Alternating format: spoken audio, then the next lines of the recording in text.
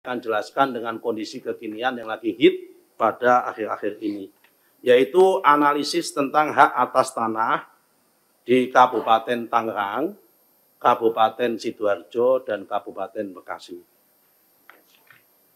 Next, Pak. Untuk Kabupaten Tangerang, untuk Kelurahan Kohot, Kecamatan Pakuhaji, dan di Kabupaten Tangerang, yang rame di sepanjang pagar laut yang isunya 30 km itu, kami nanti akan sampaikan satu persatu. Kami temukan memang ada hak atas tanah di sepanjang pagar laut itu di Desa Kohot, Kecamatan Pakuhaji. Nah, sepanjang peta itu, pagar laut itu, yang jaraknya 30 kilo, kalau di Desa Kohotnya saja, itu jaraknya antara sekitar 3,5 sampai 4 kilo. Yang di Desa Kohot saja.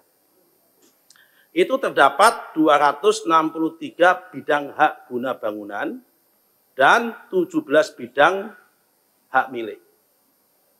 Hak guna bangunannya 263 itu kalau di total jumlahnya 390,798,7985 hektar. Kemudian hak miliknya 17 bidang 22,933,4 hektar. Terhadap, sebagaimana saya sampaikan, terhadap data ini kami analisis dan kami cocokkan dengan data peta BIG tentang data peta spesial tematik tentang garis pantai. Mana yang ada di garis pantai, mana yang ada di luar garis pantai. Karena kalau yang di luar garis pantai itu tidak bisa disertifikatkan, karena itu namanya masuk dalam Kemen Property atau Kemen Land. Sementara yang masuk di dalam garis pantai itu masuk namanya Private Property, ini yang bisa disertifikatkan. Yang masuk di Kemen Property tidak bisa kita sertifikatkan. Nah, terus yang masuk di dalam Kemen Property mau tidak mau harus kita batalkan.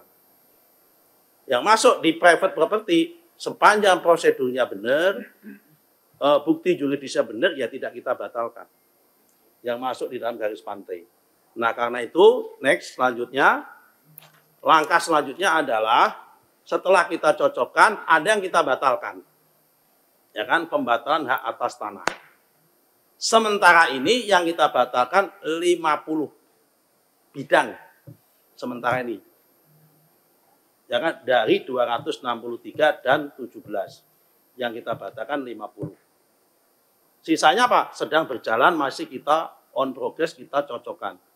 Mana yang di dalam garis pantai, mana yang di dalam luar garis pantai. Apakah nambah? Potensinya bisa nambah. Karena kita baru bekerja praktis baru 4 hari. Karena Selasa, kita umumin hari Senin, Selasa, Rabu, Kamis, Jumat. 4 hari. Kemudian libur, kita masuk hari ini. Selama 4 hari, kita dapat 50 bidang tanah. Nah, langkah selanjutnya bagaimana? Yang pertama adalah pembatalan hak atas tanah bagi yang pertama proses pembuktian juridisnya tidak betul. Nomor 2, pembatalan hak atas tanah bagi yang prosedurnya tidak betul.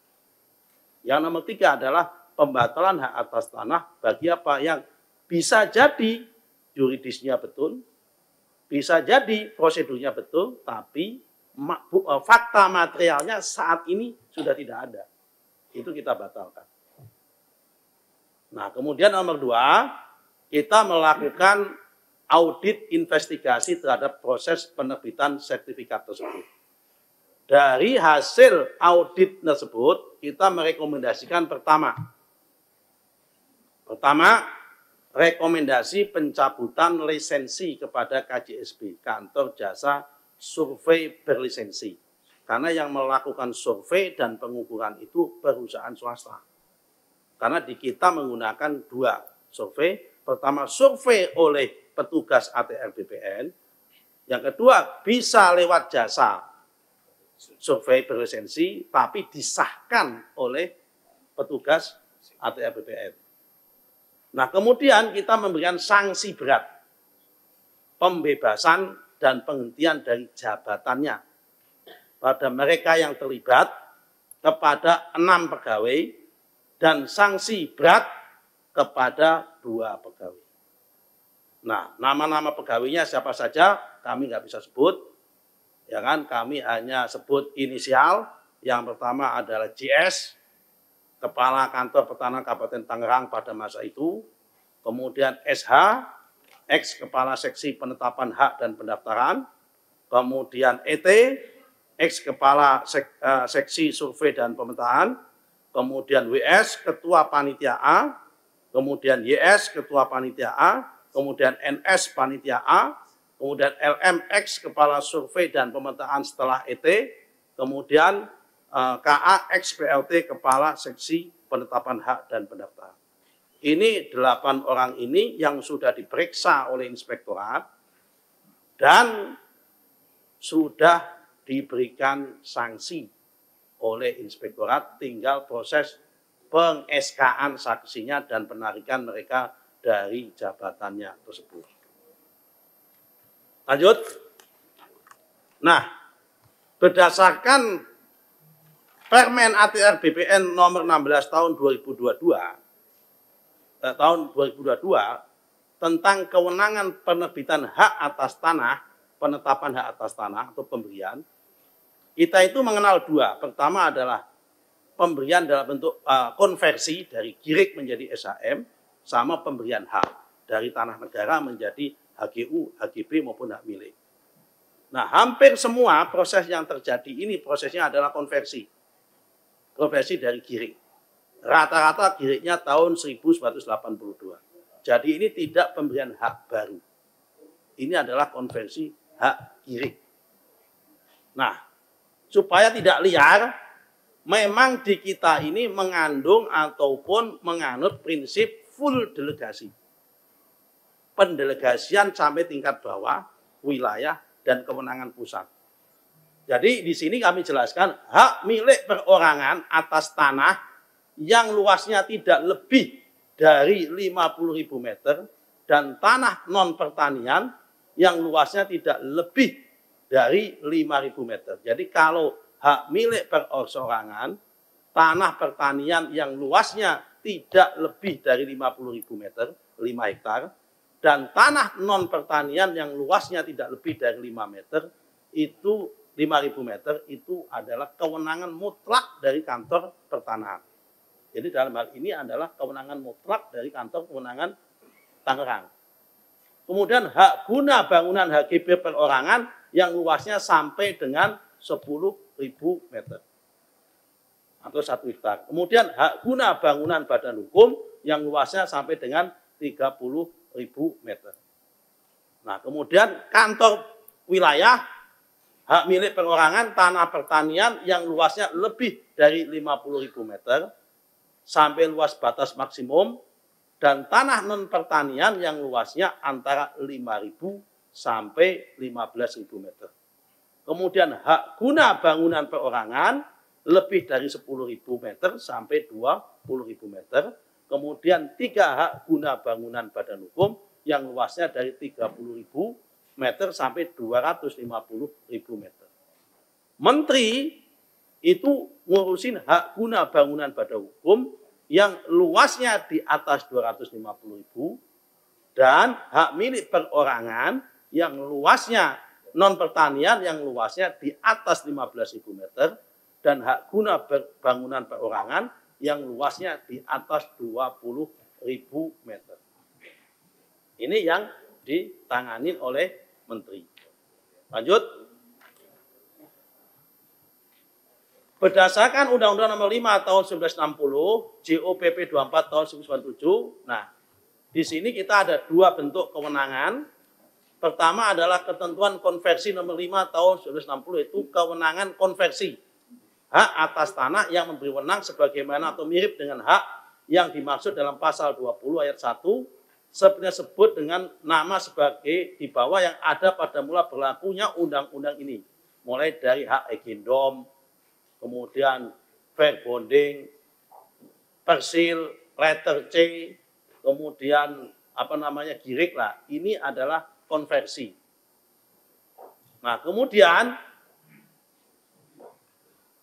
baru pemberian baru. Nah, kalau pemberian baru itu sistematik kalau itu adalah program rutin, itu dilakukan oleh kepala kantor pendaftaran, kantor pertanahan. Tapi kalau dia masuk program PTSL, yang paling bertanggung jawab adalah panitia adjudikasi. Dan Bapak-Bapak sekalian, proses yang di Tangerang ini, prosesnya adalah dari GIRIK menuju SHM, dari SHM menuju SHGB, prosesnya itu menggunakan program PTSL. Lanjut. Sebanyak 263 bidang hak guna bangunan ditemukan di Desa Kohot, Kecamatan Pakuaji, dengan total luas sekitar 390,798 hektar. Hal ini menunjukkan potensi penggunaan lahan yang signifikan dan menjanjikan bagi pengembangan wilayah. Selain hak guna bangunan, terdapat 17 bidang hak milik di wilayah yang sama, dengan luas total 22,9334 hektar. Dengan demikian, keberadaan hak milik ini menambah kompleksitas dalam pengelolaan tanah di area tersebut. Selanjutnya, penting untuk mencocokkan data analisis dengan peta spesial tematik, guna mendapatkan gambaran yang akurat tentang hak atas tanah. Ini menjadi langkah krusial dalam perencanaan pemanfaatan lahan yang lebih efektif. Perlu dicatat, perbedaan antara properti yang berada di dalam dan di luar garis pantai sangat krusial. Hanya properti yang terletak di dalam garis pantai yang dapat disertifikatkan sesuai dengan hukum yang berlaku, menandakan perlunya perhatian khusus. Proses pembatalan hak atas tanah dilakukan apabila bukti yuridis tidak valid. Dengan langkah ini, penting untuk memastikan bahwa semua hak tanah yang terdaftar mengikuti prosedur yang benar dan sah. Audit investigasi diperlukan untuk menilai status hak atas tanah. Melalui audit ini, kita dapat mengidentifikasi tanah yang tidak memiliki bukti kepemilikan yang sah dan perlu dibatalkan demi kejelasan hukum. Proses audit sertifikat tanah melibatkan dua jenis survei, yaitu oleh petugas ATR BPN dan jasa survei berlisensi. Hal ini memastikan akurasi data yang diterima, yang pada jalarannya mendukung keabsahan informasi tanah. Sanksi yang dijatuhkan mencakup penghentian jabatan bagi pegawai yang terlibat. Ini menunjukkan komitmen institusi untuk menjaga integritas dalam penerbitan sertifikat tanah dan menegakkan kepercayaan publik. Pentingnya kepatuhan pada peraturan yang ditetapkan dalam Permen ATR BPN menjadi pedoman utama untuk menghindari masalah hukum. Peraturan tersebut sangat krusial dalam proses penerbitan hak atas tanah yang teratur dan transparan. Proses konversi hak tanah ini bukanlah pemberian hak baru, tetapi lebih pada transformasi dari hak yang sudah ada. Dengan demikian, langkah ini membantu mencegah sengketa tanah dan menjamin kepastian hukum. Kewenangan kantor pertanahan sangat vital dalam penguasaan hak milik atas tanah, termasuk untuk tanah pertanian dan non-pertanian. Kehadiran kewenangan ini membantu mengatur penggunaan tanah secara efektif dan sesuai dengan kebutuhan masyarakat. Hak guna bangunan, HGB, juga memiliki batasan luas yang berbeda untuk perorangan dan badan hukum. Ini memastikan bahwa penggunaan tanah tetap sesuai dengan regulasi yang berlaku dan tidak bertentangan dengan ketentuan hukum. Kewenangan konversi hak atas tanah mencakup berbagai bentuk hak, termasuk hak agendom dan GIRIK. Hal ini diatur dalam Undang-Undang Nomor 5 Tahun 1960, memberikan kerangka hukum yang jelas untuk pengelolaan tanah. Pemberian hak baru dilakukan secara sistematik oleh kantor pendaftaran tanah. Proses ini dapat dilakukan baik melalui program rutin maupun program PTSL, yang bertujuan untuk meningkatkan efisiensi dalam pengelolaan hak atas tanah. Terakhir, proses konversi di Tangerang meliputi peralihan dari GIRIK ke SHM. Proses ini didukung oleh program PTSL untuk memastikan legalitas tanah, sehingga memberikan kepastian hukum bagi pemilik tanah.